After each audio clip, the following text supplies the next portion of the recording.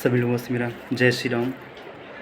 आज की बात करते हैं तो आज 2 अक्टूबर है और आज 2 से 3 बड़े बड़े पॉइंट्स हैं आपके सामने। पहला पॉइंट तो ये है कि आज विजयादशमी है अर्थात दशहरा है। तो भैया सभी लोगों को दशहरे की बहुत हार्दिक शुभकामनाएँ। और बात करते हैं दशहरा क्यों मनाया जाता है। तो दशहरा 2 पॉइंट से मनाया जाता है। पहला पॉइंट क्या है? पहला तो ये है कि भगवान श्री राम ने राक्षस रावण पर विजय प्राप्त की थी। और दूसरा पॉइंट ये है कि माँ दुर्गा जी ने राक्षस महिषासुर पर विजय प्राप्त की थी। अर्थात यहाँ पे ये कह सकते हैं कि बुराई पर अच्छाई का प्रतीक। तो इन 2 कारणों से मनाया जाता है। और आज के दिन भगवान श्री राम के हर्षोल्लास पर रामलीला होती है और रावण का दहन होता है। उसके साथ साथ माँ दुर्गा जी की मूर्ति का विसर्जन होता है। इसी साथ में लोग बड़े हर्षोल्लास के साथ में ये विजयदशमी उत्सव मनाते हैं, दशहरा मनाते हैं। आइए भैया इसके बाद में हम नेक्स्ट पॉइंट इसी के साथ साथ में एक नेक्स्ट पॉइंट की बात करते हैं। तो आज भैया 2 अक्टूबर है अर्थात महात्मा गांधी जी की जयंती है। तो ये जो महात्मा गांधी जी जयंती है प्रत्येक वर्ष भारत में प्रत्येक वर्ष मनाई जाती है। क्यों मनाई जाती है? तो भैया ये हमारे देश के राष्ट्रपिता थे। इन्हें राष्ट्रपिता कहा गया। क्यों कहा गया? क्योंकि भैया इन्होंने सत्य और अहिंसा के बल पर और आज़ादी के लिए एक अहम भूमिका निभाई। इसके लिए इन्हें राष्ट्रपिता कहा जाता है। और बात करते हैं तो भैया जो महात्मा गांधी थे इन्हें सब लोग प्यार से बापू जी के घर बुलाया करते थे। गांधी जी की बात करते हैं तो इनका जो जन्म हुआ था 2 अक्टूबर 1869 को 2 अक्टूबर 1869 को हुआ था, यानी 2 अक्टूबर 1869 को हुआ था। और ये गुजरात में एक जगह है भैया पोरबंदर, वहाँ पे इनका जन्म हुआ था। इनके बचपन का नाम था मोहनदास करमचंद गांधी।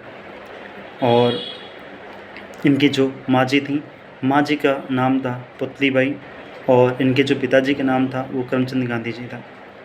इनकी शादी मात्र 13 साल की उम्र में हो गई थी और इनकी जो वाइफ थी, इनकी पत्नी का नाम था कस्तूरबा अर्थात कस्तूरबा गांधी। तो इन्होंने भैया सत्य और अहिंसा के बल पर है ना अंग्रेज़ों के ब्रिटिशों के छक्के छुड़ा दिया कह सकते हैं।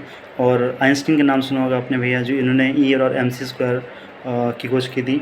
ठीक है, वो भी कहते हैं कि भैया हाड़ मांस के व्यक्ति ने आने वाले भविष्य में पीढ़ी सोचेगी कि कोई एक ऐसा व्यक्ति था क्या, है ना। तो बहुत ऐसे लोग उनके विचारों पे करते हैं। अच्छा, बात करते हैं इनके विचारों की। तो इनकी जो माँ जी थी बचपन में ऐसा कहा जाता है कि राजा हरिश्चंद्र की और श्रवण कुमार की कहानी इनको सुनाया करती थी। इससे काफ़ी वो प्रभावित हुए थे। और भी ये बात करते हैं तो महात्मा गांधी जी का जो योगदान रहा हमारे देश के लिए, तो इन्होंने भैया बहुत से आंदोलन किए हैं। जगह हर के हमारे एग्जाम में से पूछे भी जाते हैं। इन्होंने भैया ये 9 जनवरी ये वहाँ पे पढ़ने गए थे साउथ अफ्रीका, और पढ़ने गए थे तो वहाँ से जब पढ़ कर गए वकालत उन्होंने करी थी। तो साउथ अफ्रीका की बात करते हैं, एक वर्ड आया भैया, तो वहाँ की दक्षिण अफ्रीका बात करते हैं। कैपिटल की केप टाउन होती है। क्या होती है? Cape Town. जब वहाँ से पढ़ के वापस आए तो इनके आने के उसमें 9 जनवरी 1915 को वापस आए थे ये। अच्छा, 1915 की बात करते हैं तो एक पॉइंट याद आता है भैया, फर्स्ट वर्ल्ड वार कब हुआ था? प्रथम विश्व युद्ध कब हुआ था? तो 1914 से 1918 बीच में हुआ था। खैर, जब ये वापस आते हैं तो 9 जनवरी 1915 को आते हैं और इन्हीं की याद में मनाते हैं भैया 9 जनवरी को। 9 जनवरी को भैया बनाते हैं प्रवासी दिवस मनाते हैं। जब ये वहाँ से वापस लौटे तो काफ़ी सारी लड़ाइयाँ उन्होंने लड़ी, है ना। और इन्होंने काफ़ी सारे आंदोलन किए। ठीक है, आपने देखा भैया इन्होंने क्या चंपारण आंदोलन किया, अशोक आंदोलन किया, दांडी मार्च यात्रा निकाली थी इन्होंने, है ना। और सत्याग्रह, भारत छोड़ो आंदोलन आदि कई सारे आंदोलन किए हैं।